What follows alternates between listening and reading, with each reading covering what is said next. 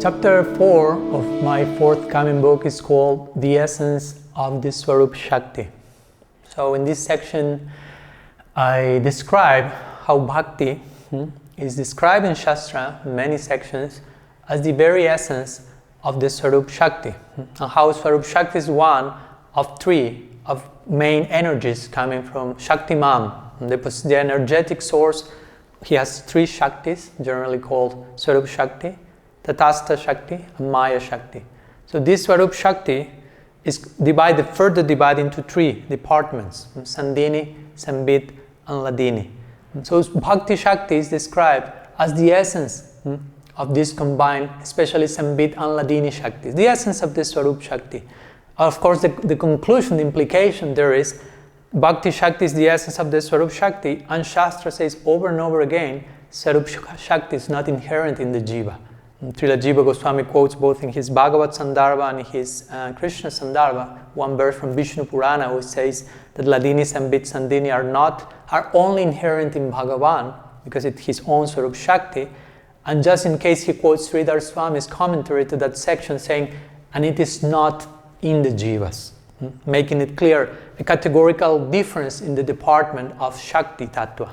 On one side we have Swarup Shakti, on another side we have Tatastha Shakti. So that proves that how Swarup Shakti or Bhakti Shakti is not inherently in the Jiva, but of course as Tatastha Shakti we have the potential to embrace Swarup Shakti for eternity, which is a much more fitting combination than our attempt of embracing the Maya Shakti from time without beginning.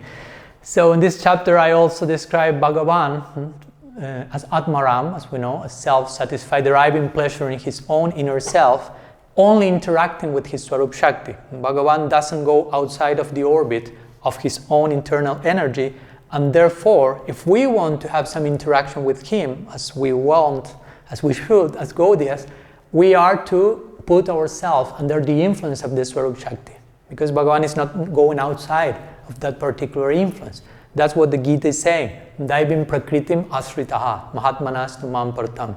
If you want to become a Mahatma or a big soul, an expanded soul by the grace of Bhakti Shakti, daibim prakritim asritaha, you have to put yourself under the influence, under the shelter of the divine energy. My divine energy, saying Sri Krishna in the Gita there, which means my Swarup Shakti. Because if that is not happening, we will only think or speak in terms of God by referring to Paramatma. Paramatma is that manifestation of the Godhead that is mostly dealing with Jiva Shakti and Maya Shakti. It's presiding over this side of the world. And mostly people in this world think in God, about God in those terms.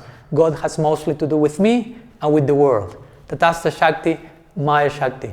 But for us, the ultimate form of God, Krishna in Vrindavan, God beyond God, I will say, he's not in touch with Jiva Shakti or Maya Shakti. He's only in touch with Swarup Shakti. So if we as Jiva Shakti want to enter in touch with him, we have to be affected, imbued by this Swarup Shakti.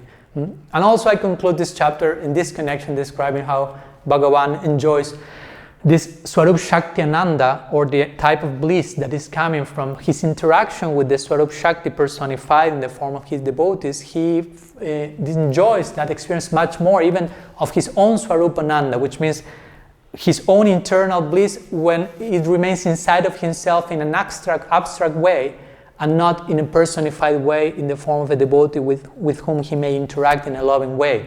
So when Swarup Shakti is taking a particular concrete form in the form of the Bhakta, Bhagavan enjoys even more. And of course the ultimate personified form of Bhakti, of Swarup Shakti Nanda is Sri Radha, and we have the whole realm of Lila, of loving interaction between Shaktiman and Shakti, Sri Radha and Krishna, where we want to enter into and participate in the context of this influence of Bhakti, the essence of the Swarup Shakti.